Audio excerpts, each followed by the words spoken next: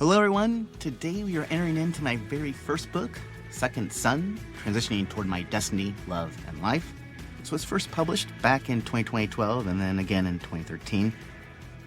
This book is dedicated to all the people who have struggled to find acceptance in this world, who have lost hope, or who have sadly ended their lives because of an aspect of their identity. It is also dedicated to my Grandma Verna. I miss you, Grams. Prologue. Frequent flyers, frequent questions. The airline employee's voice is muffled over the PA system.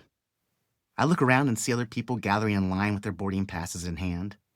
I sling my duffel bag over my shoulder and follow suit. The man standing next to me, young, in his mid-20s, small-framed and well-dressed, looks me up and down. It's a look I've learned means I'm being cruised or hit on, some would say. I wasn't hit on by men or really anyone before, but now it's a different story. I look back at him and smile before refocusing my attention to the airline employee's announcement. I'm boarding a plane to another city. After I arrive there and complete my speaking engagement, I'll go to sleep, only to rise and repeat the process again the next day. This is the life of a professional speaker. It's a life made possible by my abilities to face my fears, ask myself questions, and honor my truths. The young man standing next to me doesn't know my story or who I am. He just sees a cute guy. He may assume I was the star quarterback on my high school football team, the popular guy elected prom king his senior year, and the guy whose parents proudly talk about their successful son.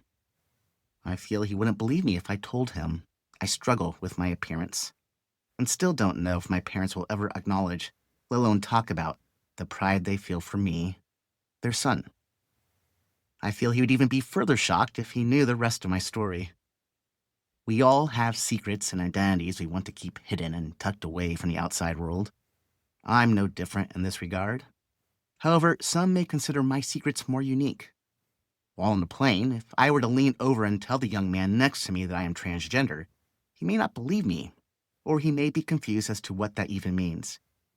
After we land, if he were to follow me to the university where I'll be speaking that night, he'll join others in the audience and listen to my story and what being transgender means to me, and what my transition through the use of hormones and surgeries has meant to my relationships, my experiences with love, and my sense of self-worth.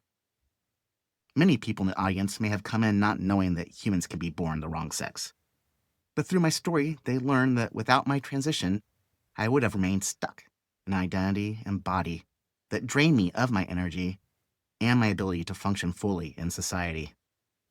I may be a cute guy now, but my parents tormented me as a teenage girl and influenced my imagination as a young woman who believed marrying a man would cure me of all the pain and torment I felt inside, but kept hidden from the outside world. My beliefs led me to many failed attempts at dating and further disgust with how I felt in my body. Before my transition, I nearly died from an eating disorder.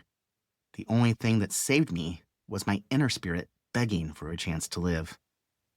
Through my stumbles and explorations, I found the path I needed, the path that finally allowed me to stand tall, feet firmly planted on the ground and ready to move forward.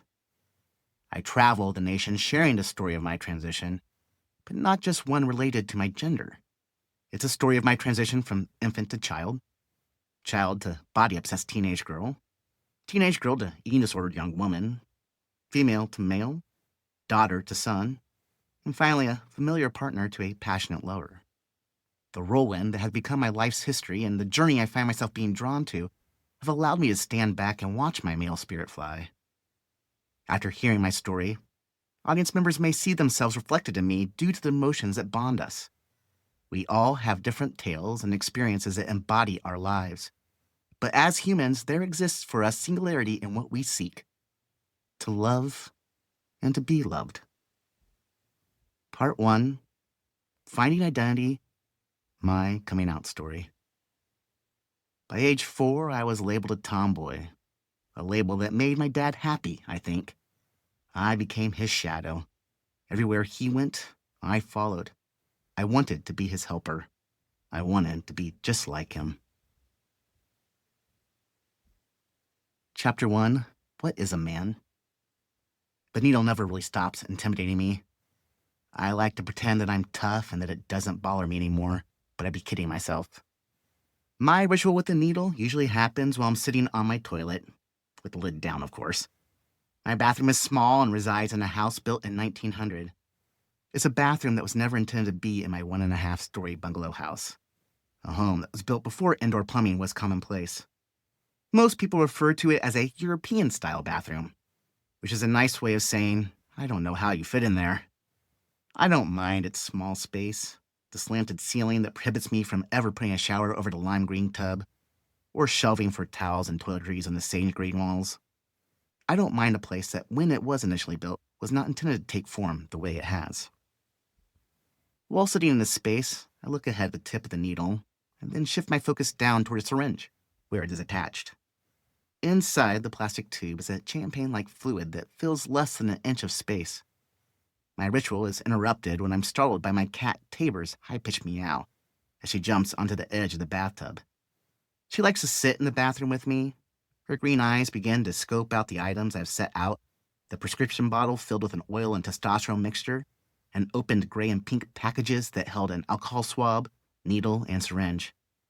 Tabor is intrigued by the packages and quickly grabs one before jumping off her perch and disappearing. I feel less shy when she is gone and no longer looking at me in an inquisitive, what you doing way. The bathroom is my private sanctuary. The injection, a spiritual ritual that I don't like to share with others. I resume my concentration by inspecting my exposed leg. The hair poking through the skin is now thick, long, and dark. I place my pinky finger near the edge of my knee and stretch my fingers across my thigh. They resemble that of a peacock fanning its tail. My skin is cool to the touch, a result of a couple more of my home's quirks: poor air circulation and minimal insulation. My attention flows over the arch of my fingers and lands on my thumb, where I start to envision an imaginary target, a bullseye. This will be my desired point of entry. I inspect where I imagine my target to be on my leg, searching for the faded sign of blue veins running under my skin. If I can dodge the tiny capillaries, then consider my shot a success. The less pain and bleeding, the better. After injecting in the past, I have worried that I might have hit a vein when a spurt of blood follows the needle as I pull it out, but I really just hit the tiny capillaries. Tiny, but mighty. My nerves are a little shakier the closer I get to actually sinking the needle through my skin. I've found that a breathing technique calms my nerves. The scent of fresh Irish Spring body wash enters my nostrils. The smelly girlfriend of mine used to resent because it smelled like a man. A smell that triggered her realization that she couldn't stop my transition. But now she knows it helps to define me. My lungs move in and out while I prepare to move toward the spot that looks most promising. As I continue the deep breathing technique, the Irish Spring scent has been replaced by the strong smell of sterilizing alcohol. Sharp, defined, and medical. So far, I've injected more than 200 shots, but I still respond as I did when receiving that first dose more than 6 years ago. My heart races, my palms sweat, and my hands shake slightly. After a couple more deep breaths, I push the 1-inch needle into the top quarter of my outer thigh. The needle sinks through the imaginary bullseye I'd picked out before. The metal slices through skin, fat, and then muscle. Once the needle can go no farther, I pull back on the plunger and watch large air bubbles fill the chamber. If red doesn't mix with the thick fluid, I push down the plunger and watch the bubbles leave the syringe. During the injections, I sometimes feel relief, other times anxiety. Proper breathing techniques should help. Take in a deep breath and then release. I think I keep missing the release part. The 5 o'clock shadow that now lines the edges and contours of my neck, chin, and cheeks is almost completely filled in. A strong build now holds up my frame, skin on top muscle, on top bone, with some fat mixed in here and there. A voice resonates from my chest, through my vocal cords, and out into the ears of anyone listening. I've been told my voice partly resembles that of a gay man due to its pitch and intonation. I don't mind if people assume I'm gay. I find comfort in people hearing a male voice and seeing a male body. What they assume my orientation is doesn't matter to me. It's a T, the nickname for testosterone that brings me this rite of passage. It's a T that may seem daunting and unfair at times, but also makes me feel proud to be who I am. I engage in this injection ritual every 10 days and will continue administering the shots the rest of my life. T will forever be a part of my journey. I believe I'm not less of a man because of how I received testosterone, even though it would have been easier if I had been born the way my parents had expected over 30 years ago. This will be taking us into Chapter 2, my origin story, but I think I'm going to pause today with what I shared. Also, I just want to note, It's amazing to see what's happened with hormone therapy since I wrote this story and where we are today in 2025, especially with anybody now getting on hormone therapy. It feels a little bit different than what it has felt for us people that transitioned our gender. Also, we no longer aspirate the needle, or pull that plunger back. That's not needed anymore. So I also wanted to note that so you all know. Again, I wrote this a very long time ago. I look forward to reading my origin story to you all next week, where you'll learn about how my parents met. Man, am I happy they met, because if they wouldn't have, I wouldn't be here today. Take care, everyone.